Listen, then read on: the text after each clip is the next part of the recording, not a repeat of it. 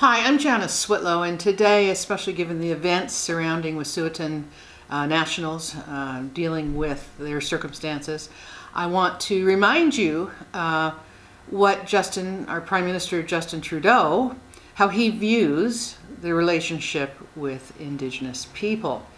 And I want to refer to a couple of quotes in his 2014 book called Common Ground. And for me at least, it confirms and clarifies what his intentions are and confirms what his government has been doing when it comes to Indigenous nations. At the very end of the book, he concludes it in this way.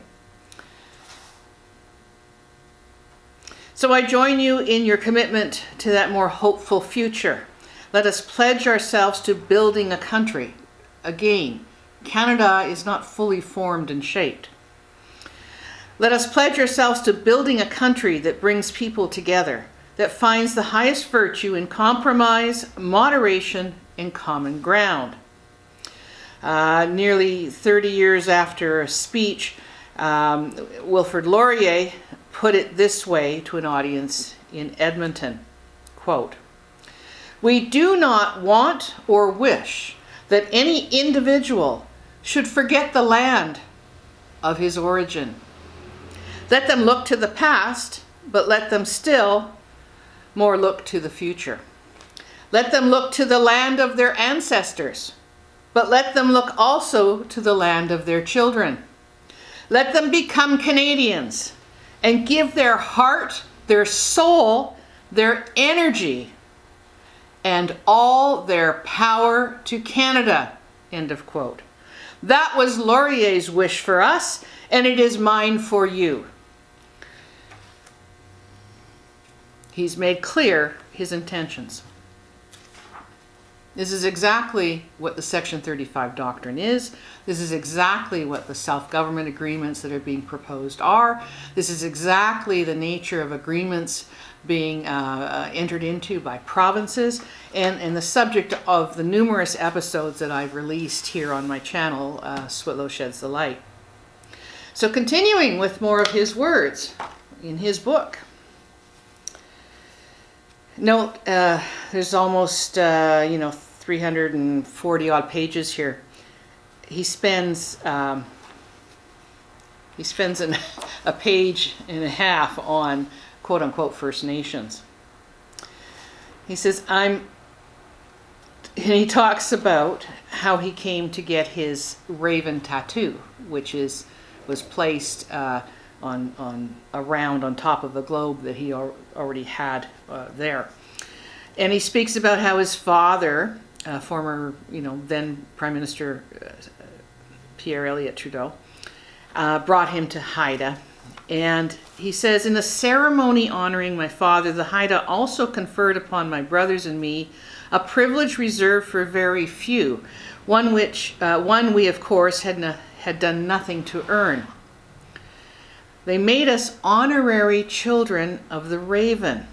It was a touching gesture of openness, goodwill, and friendship."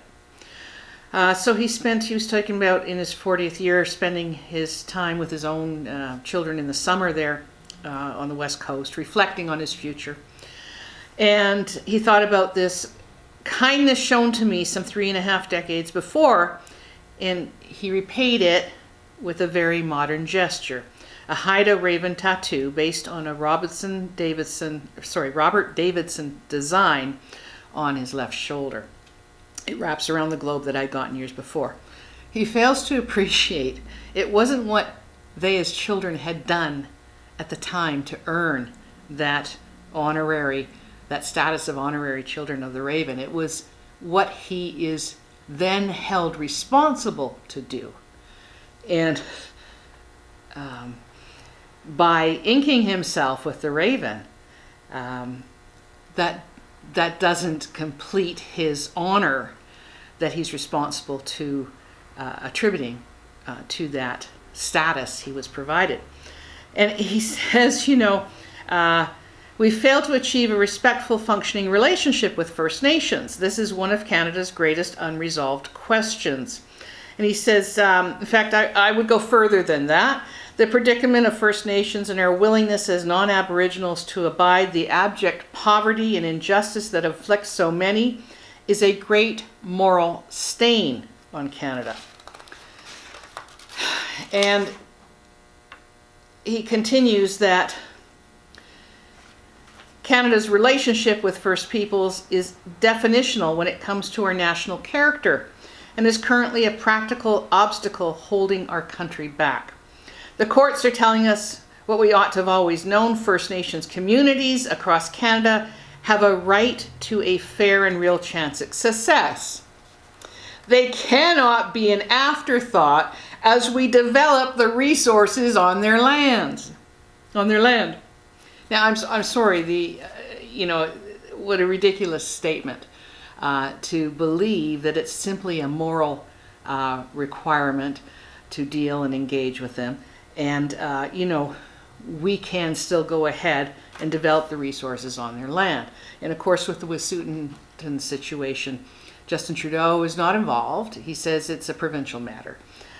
He fails to appreciate that it wasn't, a community that made him an honorary child of the Raven. It was a nation. And as such, it's time for him to start understanding better his responsibilities, having his father accepted that on his behalf at the time. Now, as I said, he speaks about this moral obligation. And it's also imperative that Justin Trudeau understand this is not the same situation that he describes and discusses in his book regarding the interactions and relationship between English and French. He says, in what other country, he's quoting Laurier again, in what other country under the sun can you find a similar monument? And this is speaking about an obelisk on the plains of Abraham. Can you find a similar monument reared to the memory of the conquered as well as of the conqueror? Indigenous nations have never been conquered.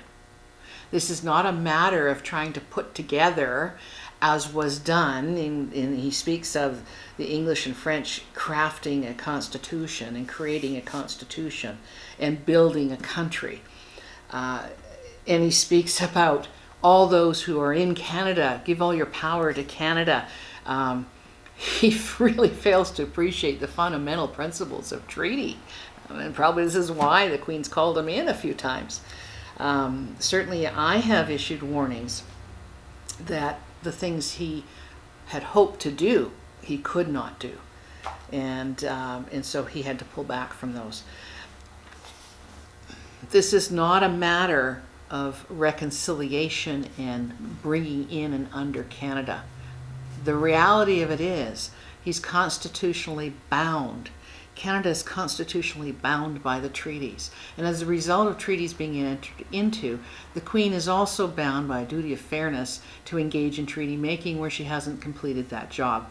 But instead, we have what's taking place in BC right now, where people relying on Section 35 and relying on the cases that have stated, okay, you can get this kind of a title, which is really not title, it's actually acknowledging and capitulating and saying, yeah, we're under Canada. Canada Crown has full underlying title. And so we see RCMP moving in to remove these people because, as Justin Trudeau says, we get to develop the resources on their land. It's time that we started to correct the story and put aside the big lies and work together to respect the relationship that's already been put in place, and that is one by treaty. Thank you for your time.